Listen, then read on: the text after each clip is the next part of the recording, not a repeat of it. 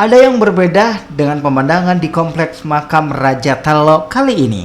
Jika biasanya tembok di depan makam terlihat biasa saja, saat ini terdapat sejumlah gambar atau lukisan menghiasi tembok makam Raja-Raja Tallo, hasil karya 60 seniman yang mengikuti lomba mural menghiasi tembok makam Raja-Raja Tallo dalam rangka memperingati HUT Kota Makassar yang ke-412.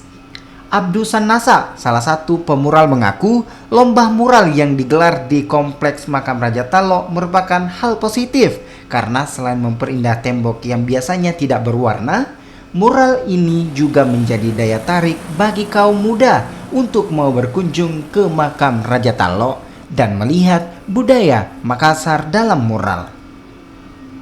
Para seniman bebas memilih budaya mana yang ingin diangkat.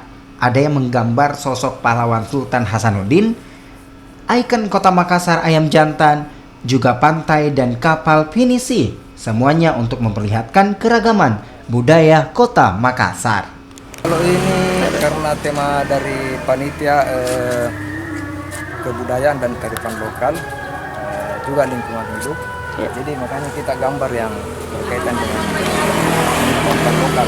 Cuma ini saya punya belum selesai. Ada pinisi, nantinya ada penari, ada gandrambulo, sindrili.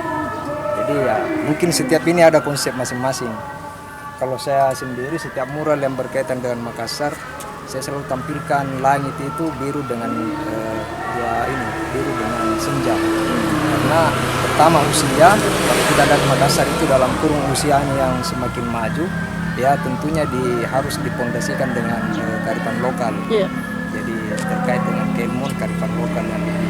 Mural ini juga bertujuan untuk menghidupkan makam Raja-Raja Tallo sebagai kawasan bersejarah yang bisa membawa wisatawan baik lokal dan mancanegara untuk berkunjung ke makam Raja-Raja Tallo.